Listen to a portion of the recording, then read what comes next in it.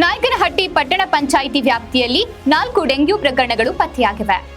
ಗುರುವಾರ ಬೆಳಗ್ಗೆ 7ನೇ ವಾರ್ಡಿನಲ್ಲಿ ಪಟ್ಟಣ ಪಂಚಾಯಿತಿ ವತಿಯಿಂದ ಸ್ವಚ್ಛತೆ ಮತ್ತು ಬ್ಲೀಚಿಂಗ್ ಪೌಡರ್ ಸಿಂಪಡಿಸಲಾಯಿತು.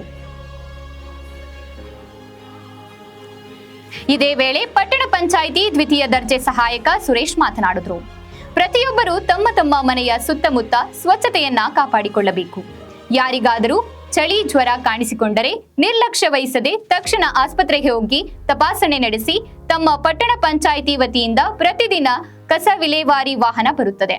ಅದಕ್ಕೆ ತಮ್ಮ ಮನೆಯ ಸುತ್ತಮುತ್ತ ಕಸವನ್ನ ಹಾಕಿ ಮತ್ತು ಪ್ರತಿದಿನ ಶುದ್ಧ ನೀರು ಹಾಗೂ ಉತ್ತಮ ಆಹಾರವನ್ನ ಸೇವಿಸಿ ಎಂದು ಅಲ್ಲಿನ ನಿವಾಸಿಗಳಿಗೆ ಜಾಗೃತಿ ಮೂಡಿಸಿದರು. ಇದೇ ಸಂದರ್ಭದಲ್ಲಿ ಪಟ್ಟಣದ 7ನೇ ವಾರ್ಡಿನ ನಿವಾಸಿ ಎಸ್ಟಿ ತಿಪ್ಪೇಸ್ವಾಮಿ ಹಾಗೂ ಪೌರ ಕಾರ್ಮಿಕರಾದ ಜಾಗನೂರು ಹಟ್ಟಿ ತಿಪ್ಪೇಸ್ವಾಮಿ, ದುರ್ಗೇಶ್ ತಿಪ್ಪೇಸ್ವಾಮಿ, ಬಂಗಾರಿ, ಗುರುಸ್ವಾಮಿ, ರುದ್ರಪ್ಪ ತಿಪ್ಪೇಸ್ವಾಮಿ, ಶಿವರುದ್ರಪ್ಪ ಇದ್ರು.